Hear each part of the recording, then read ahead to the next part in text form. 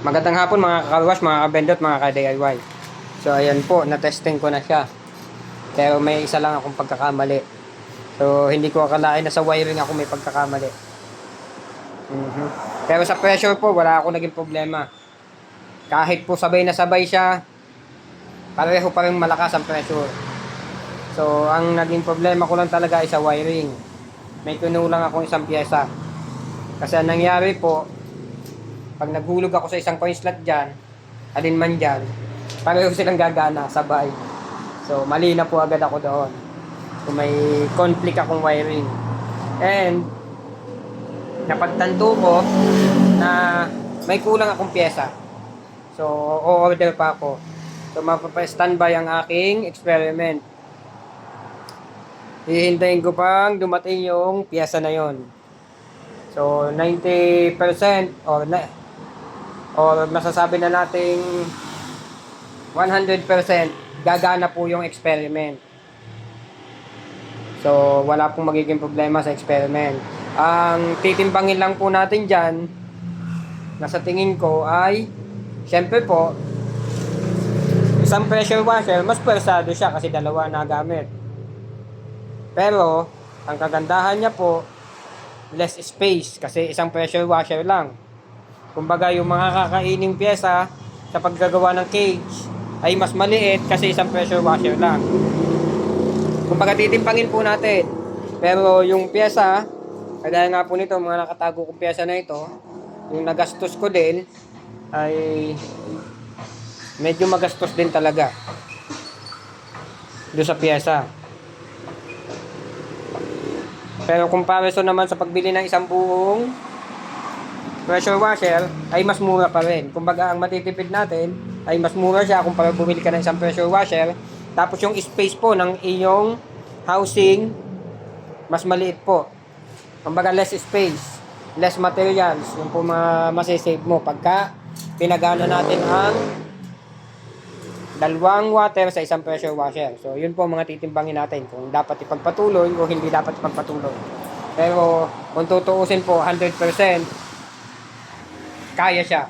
Kaya siya ng isang pressure washer, dalawang water. So, papakita ko sa inyo yung pressure. Medyo, hindi ko pa lang na-align ito ng ayos. Medyo tagilid, kaya medyo maingay ang aking pressure washer. Pero wala naman naging problema sa pressure. So, pakita ko po sa inyo. Sabay na sabay po yan, hulugan ko.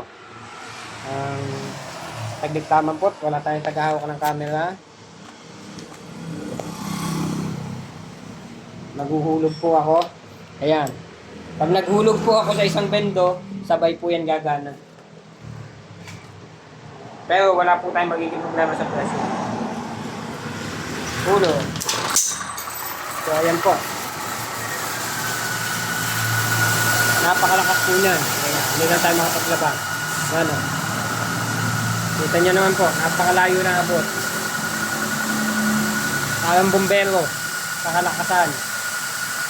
So, wala pong problema kahit tagsabay yung dalawa. So, kaya lang po medyo maingay, ay hindi ko pa na-align ng ayos ang aking belt. Ayan po, napakalakas. Walang problema po sa pressure. Kasi pwede pa naman siya i-adjust. So, binabahan ko po ng kaunti yan. Tingnan tayo. Ayan, napakalakas. Para po tayo may bumbero. Dalawa. So, yun lang po ang dapat ko itama. Yung dapat po hindi sila sabay nagagana.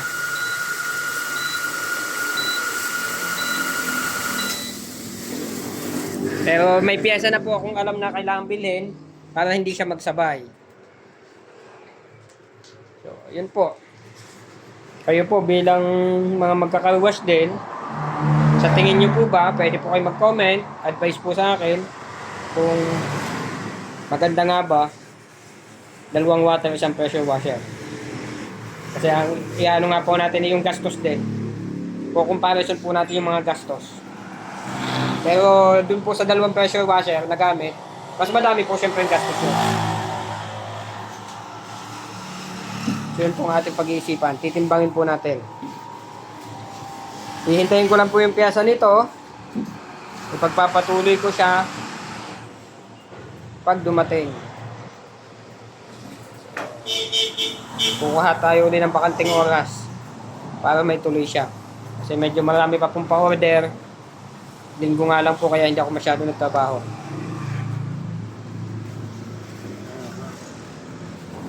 So, yun na po. Nalutas na po kung tutuusin.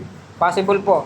Sa pressure, wala naging problema. Possible po ang dalawang water, isang pressure washer. At ipapakita ko naman po sa inyo once na dumating ang pyesa. Na talagang feasible siya. So, advice din po mga kawash, mga kabendot, mga ka-DIY. Comment nyo lang po inyong advice. O tamang komento kung ano pong gusto nyo komento. Yun lamang po mga kawash, mga kabendot, mga ka-DIY. Salamat po. Please like, subscribe, and click the bell. Thank you.